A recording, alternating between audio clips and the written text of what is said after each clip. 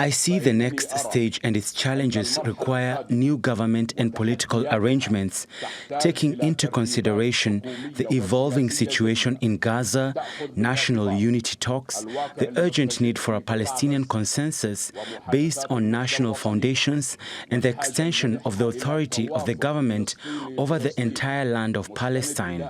Therefore, I submit the resignation of the government to the President for him to take necessary actions to serve our great people. Well, let's get more on this now. Ramzy Baroud is a senior fellow at the Centre for Islam and Global Affairs at Istanbul Zaim University, and he joins us from Rome now. The Palestinian Authority has come under a reasonable amount of criticism over the years, I think it's fair to say, for, as we were hearing there, corruption, for being ineffective.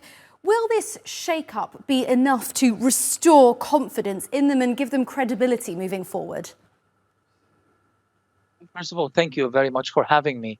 No, of course not. I mean, it all depends on why the government resigned in the first place. And it's quite rational to assume that the resignation was done at the behest of the United States, which has been pushing for kind of this theory that if you reform the Palestinian Authority, you could satisfy some of Israel's demands as far as Gaza is concerned.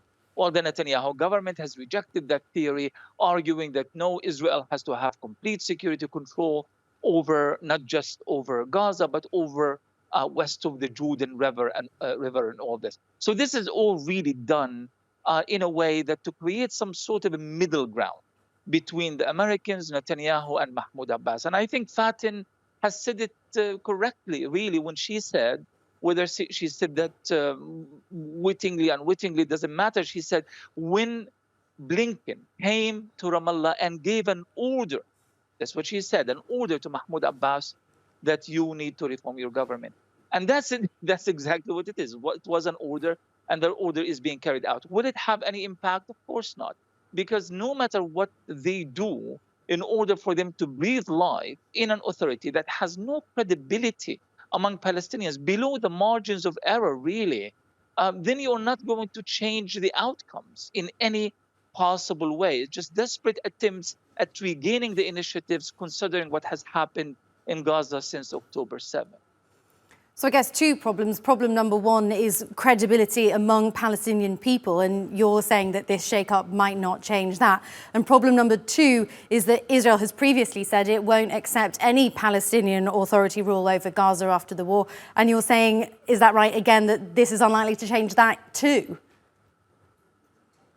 Absolutely not. I mean, the reality is this. Whether they like or hate Hamas, it doesn't matter. What matters is that the Hamas movement and other Palestinian factions in Gaza and elsewhere in the West Bank have all the credibility among Palestinians. Public opinion polls shows that majority of Palestinians, actually there is more support for Hamas now in the West Bank, which is quite ironic, than in Gaza itself. So you can't overlook this reality. Reality has changed, and fundamentally so, and I think it's irreversible. So they are going to try to do all these sorts of acrobatic political acts to redraw the political map of Palestine. But if the Palestinian people do not wish for this US-imposed reality, as they have rejected it, by the way, for decades, why do they think that Palestinians are going to embrace this new reality after a Holocaust in Gaza? Of course not. Absolutely not. It's just not going to happen. So what I suggest is, let's just keep an eye on what's going to happen in Moscow in the next couple of days to see if Palestinian factions can indeed come back with a new unity deal that this time will be implemented, and to do it entirely outside the paradigm that has been imposed on them, or rather the political parameters that have been imposed on them by Washington, by Tel Aviv and others. Yeah, Ramzy, talk to me a little bit more about Hamas. What have they been saying about the resignation, and what have they been doing? What is the aim of what's going on in Moscow, and what would a unity government look like then, potentially?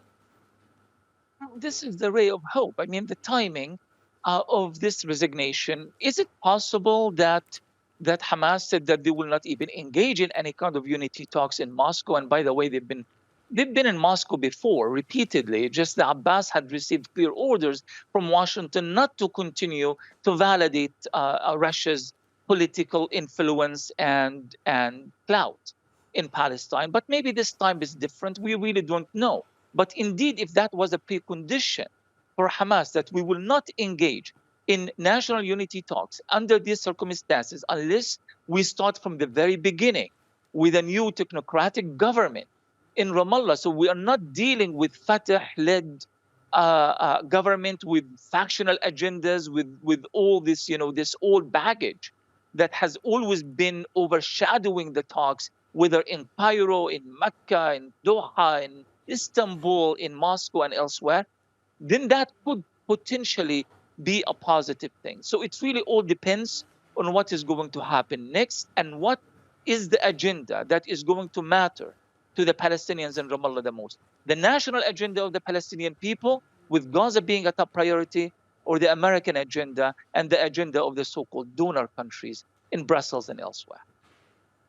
Ramzy Baroud from Istanbul Zaim University, thank you so much for coming on the show and for that insight. Much appreciated.